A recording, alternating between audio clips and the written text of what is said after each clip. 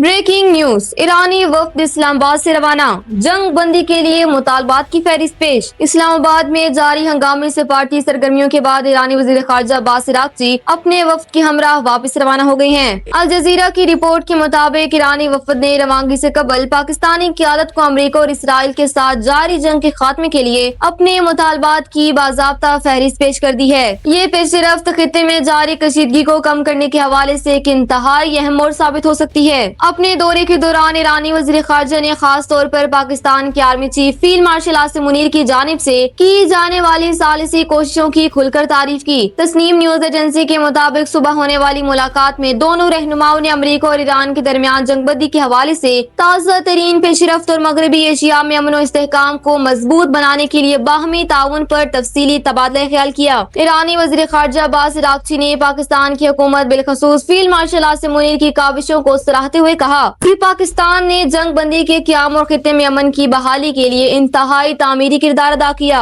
उन्होंने इस मौके पर ईरान के तहफ़्फ़ुज़ात और इस मामले पर अपना नुक्ता नजर भी खुलकर पाकिस्तानी क़यादत के सामने रखा। इस मौके पर फील्ड मार्शल आसिम मुनीर ने भी पाकिस्तान के इज़्म को दोहराते हुए वाज़ेह किया कि पाकिस्तान हतमी और पायदार नतीजे के हुसूल तक अपनी सालिसी की कोशिशें जारी रखेगा। इस दौरे और पेश किए गए मुतालबात के बाद अब दुनिया की नजरें इस बात पर हैं कि क्या ये फहरिस्त अमरीका और ईरान के दरमियान मुज़ाकरात की मेज पर कोई ठोस पेशरफ्त लाने में कामयाब होगी या नहीं।